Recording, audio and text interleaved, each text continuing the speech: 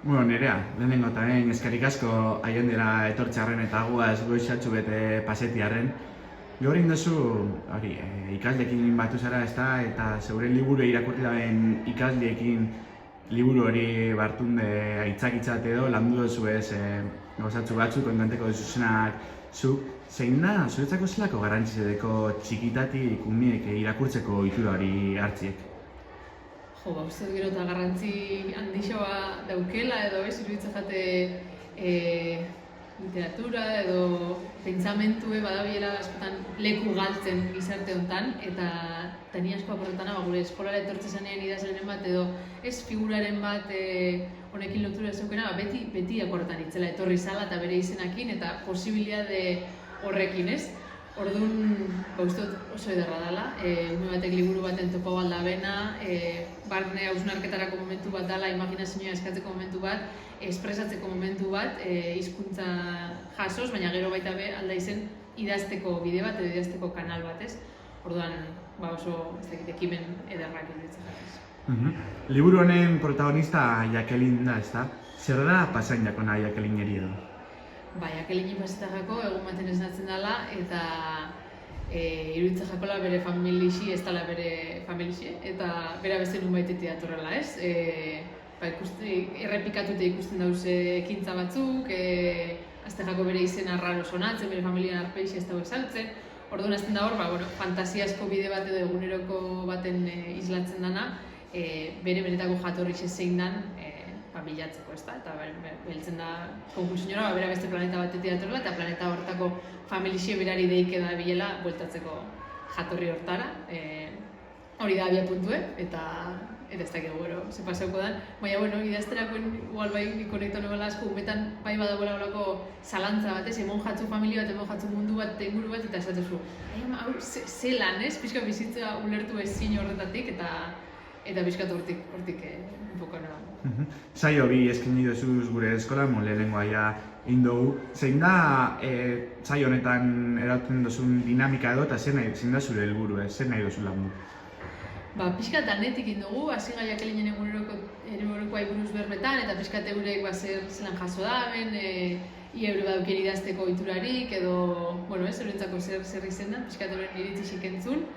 Eta gero proposatu dutzi edaz, azken urteetan Txakur-Gorria sormen kolektiboan eta beste leku askotan egon izen gara lan kolektiboak lantzen eta alkarreaz idazten liburuak eta kuadernoak eta abar. Eta pixkat planteatu dutzi dut jolastxo bat, ipuin bat zatika sortzeana, edo ez, bakoitzak esaldi bat esan eta historio bat sortzea alkarregaz. Eta hori beti da oso polita, ze guztotu umedan dauela pulsiño imaginatibo hori, eta danek dakiziela erantzuten historia baten aurrean, eta oso, beti zeten da eurentzape entretenia garrixe. Eta gero amaira pixkat bertzo luz fokoa dugu, zerran bertzo gazetan errima, eta euren errima zerrandekin bertzotan ibili gara portxo bat, eurepe ikusteko zer dan hori, asko igual ez dauki bertzora ditzakin loturaik edo, ez da behin joiz ikusi, improvisazioa bera ulertzeko uste dute derra dala umientzat. Hori da, azkenean ume txikitzu edo, baina batan bate jakin dugu zer dan bertzoa, errimak edo bai. Zelako garantzideko txiki-txikitatiko euskal kulturien horren eredu edo erakusgarri dan bertsolaritza moduko estandarte bat edo txikitatik transmiti duti gure urrengo belaunaldi zeri?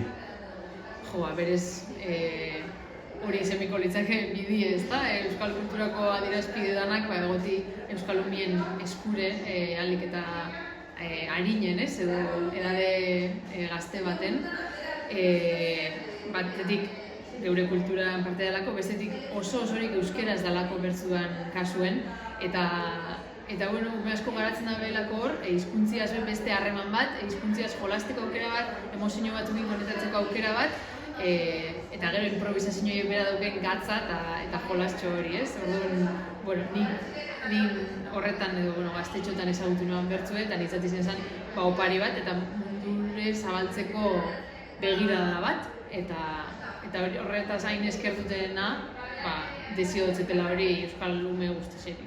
Nire amaitzeko, gehizin naiz hori bertsolari paper horregaz lotzen zaitugu, kasetari zebe bazara, edo ikesi zenun behintzet, baina idazle lan horretan hasi sartu zara eta topera zabiz, ezta? Umiekin umientzako idaztiez gain, eta zenuen zure lehenengo lana, kriston arrakastie eukidabena, nondi atortzu zaletasun hori eta zelan aurkitzen zara paper horretan?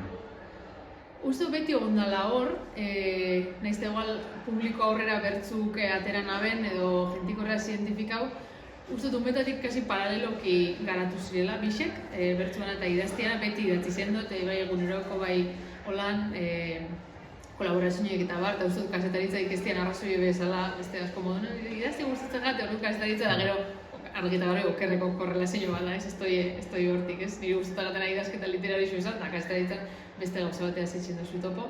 Baina, bueno, horre egon da beti, eta askotan, falta esan ez dakit, determinazioi denpori eta erabaki bat, zoze luzetxoa idazteko edo, eta 2022 heldu zen liburuan zera, erabaki hori edo publikazio hori, eta urte bardin izan zen Jakelinena eskaera bat izen zen ikaselkarretik, konkretuki.